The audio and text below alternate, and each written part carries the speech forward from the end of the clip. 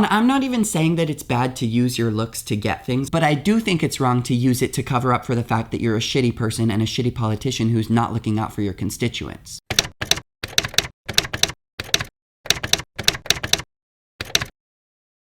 Hello, my name is Ian. You may have seen me on Instagram or TikTok. I'm coming back to YouTube, and I know that I've said that before, but let me explain. If you follow me on Instagram, you might have seen that recently I started a Substack. There's a few reasons that I'm really excited to start it, but one of them is that I really need to diversify my income. As a creator in the political space who also works on an adult platform, I am not necessarily every brand's dream deal to make. I've run into some difficulty recently landing deals consistently because I really like to speak my mind and I'm not good at lying about my opinion. And as much as I shit on Republicans and shit on Democrats, I've kind of put myself in a difficult position from that perspective. So not only is Substack a way for me to connect to the community in a way that I haven't before and explore long form writing in a way that I haven't before, I'm also hoping that it will become a way for me to have a little bit more consistent income from people who really want to support me and my cause. And same here on YouTube. All of the content on my Substack is going to be free because I don't really believe in paywalling my passions, but I am really hoping that some people choose to support financially because I need to pay my bills and I want to keep making content full time. Which leads me to why you're watching this video. I'm starting a new series every Monday morning at 9 a.m. I will be publishing a Substack post and a YouTube video, and the topic of the video and the post will be the same, but the angle will be a little bit different. On Substack, it's going to be a little bit more of a deep analytic dive into the content and everything I have to say about it. On Instagram, it's going to be kind of a casual, intimate hangout while I chat about it and do a craft. Today, we're going to be making this little gem frame. I started it yesterday when I filmed this same exact YouTube video, and then my camera died, and then I really didn't like the video, and now we're here. Also, before we get into the meat of the video, I just want to shout out that I'm wearing Curfew clothing, my clothing brand. 50% of the profits from February are going to be going toward the Okra Project, which is a Black trans mutual aid organization. Between starting Substack and Facebook and also getting back into YouTube, I have really not marketed this as much as I wanted to in February, so I really hope that some of you will consider going over there and checking it out and supporting a really cool organization while you do it. I also have Fuck Ice sweatshirts and t-shirts on there, so you should check those out too. Okay, I think we're finally ready to start the conversation. As you probably know from the title of this video, the topic for this week is that we would all hate Gavin Newsom if he wasn't hot. I really like this color of bead.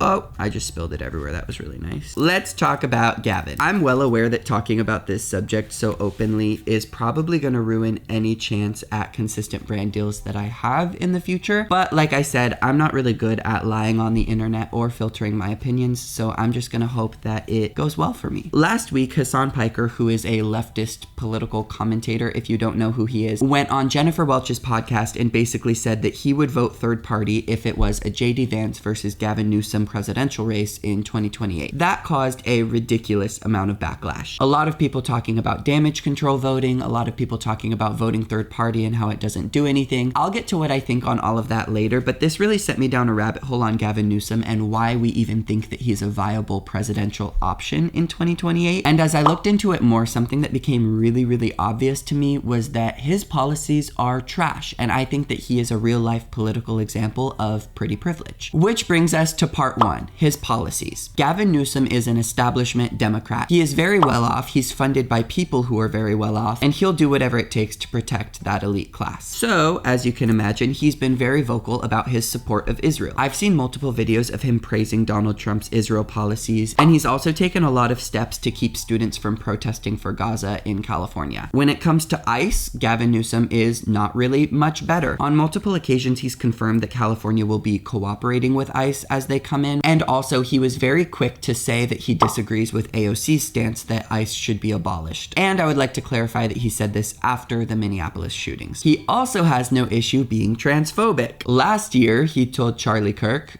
yikes, that he completely agrees that it is unfair for a trans girl to play girls' sports. And also outside of the trans thing, I think it's kind of weird to have a conversation with someone like Charlie Kirk or Ben Shapiro, who he talked to about abolishing ICE or not abolishing ICE. I understand trying to talk to Republicans and meet them in the middle or whatever if they are politicians or Congress people that are actually voting to get things done. But when you are a professional rage baiter, I just think that's a really odd choice to bring them onto your podcast. Kind of like he's just doing it for views, which I will get to later. Gavin Newsom has also built up a reputation of hating people without houses. He talks about the homeless problem a lot, but also doesn't do anything to try to fix it, and he has actually filmed and posted himself going to homeless encampments and destroying them. So he might be a piece of shit in all these other ways, but at least, since he's a Democrat, he probably wants to tax billionaires, right?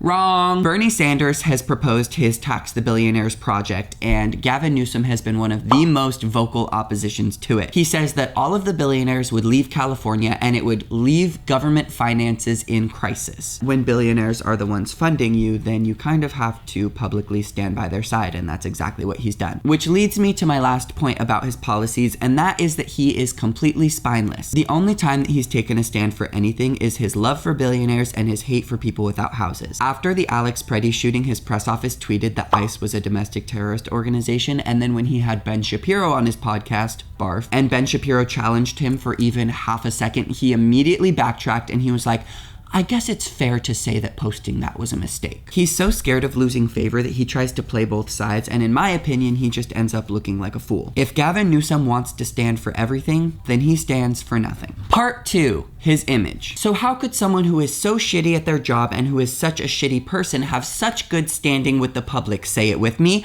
Pretty privilege. Like I said at the beginning, Gavin Newsom is a real-life political example of pretty privilege. Pretty privilege exists in a lot of areas: cosmetics, beauty, movies, corporate, business, social media, and this is no exception. He's a hot older man with a young social media intern that is really good at making him look relatable and attractive. His whole online brand has essentially become being the people's daddy, for lack of better term. He has high favorability among young people and even higher among women, which makes sense because people are posting thirst edits of him that are getting hundreds of thousands of likes. There's even a daddygavinnewsom.com campaigning for his 2028 presidential run, and he has not even announced that he's running yet. How does he get all of this, you ask? By posting funny memes, relatable content, Gen Z, and I would even argue Gen Alpha content that really makes him look like he's just like you. And on the flip side of that, they also post some movie trailer-esque dramatic scenes of him reading Donald Trump for filth. And if we know anything about people on the internet, it's that they love a performance. I finished that color. I actually really want to make a video on politicians' weirdly unprofessional and exploitative social media posts, especially because they're all 78 fucking years old and they're posting memes about Donald Trump instead of actually getting something done, but we'll talk about that another day. The bottom line is that Gavin Newsom is nothing like you, and you cannot let his 22-year-old social media intern that is really fucking good at their job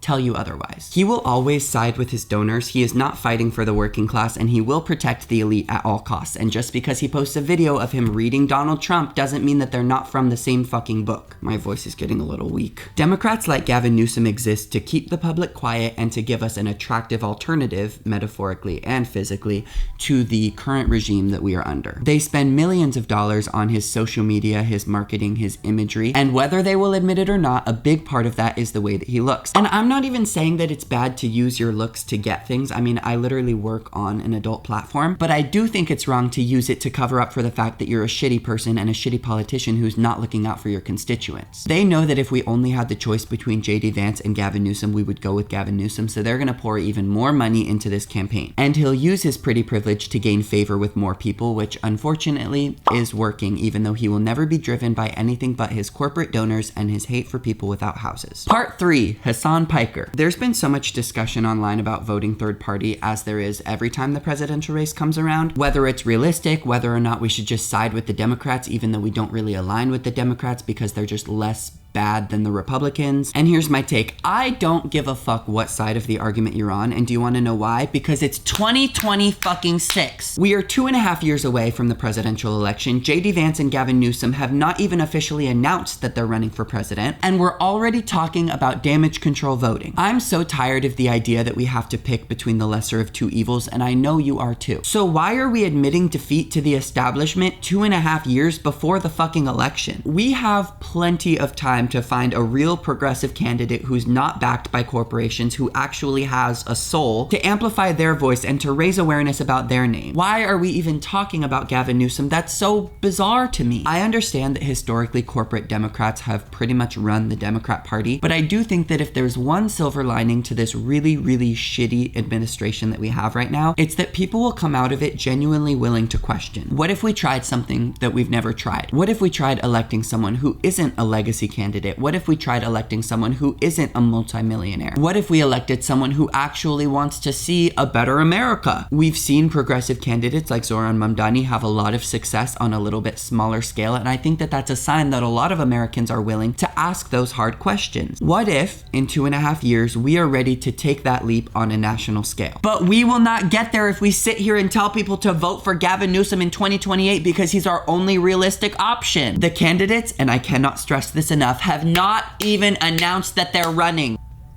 Sorry, I'm getting a little bit worked up. I just think that we should not admit defeat this early, and we should not boil ourselves down to 2 candidates in fucking 2026. I think we should hold the conversation about damage control voting until we actually need it, and hopefully we won't. Instead, we can spend our time uplifting candidates who have not even announced that they're running yet, so that we don't have a Newsom-Vance race in 2028. I completely stopped doing my craft because I got too passionate. This is how far we got today. I'm gonna finish it later. If you didn't know that Gavin Newsom is a shitty person, now you do. And maybe let's just table the presidential race conversation for a little bit and focus on the midterms that are coming up. Oh my god, I had an eye booger this whole time. I really hope you couldn't see that. If you want to watch any of the clips or any of the examples that I talked about, they're all linked in the Substack article, and I would really, really appreciate if you went over there and subscribed. I'm also going to start doing a written version of the Thursday Boost series on there, so I'm really excited about that too. Curfew Clothing, don't forget to check it out. I'll put the link in the description. I'm actually on my way to Stanford today to listen to Bernie Sanders talk about the future of AI, so I'm really excited about that. I've never had a press pass to any event, and I've actually never really been invited to any events politically, so I think it's going to be really cool. I think that's all I have for you. As always, stay safe, stay gay, and have a good day.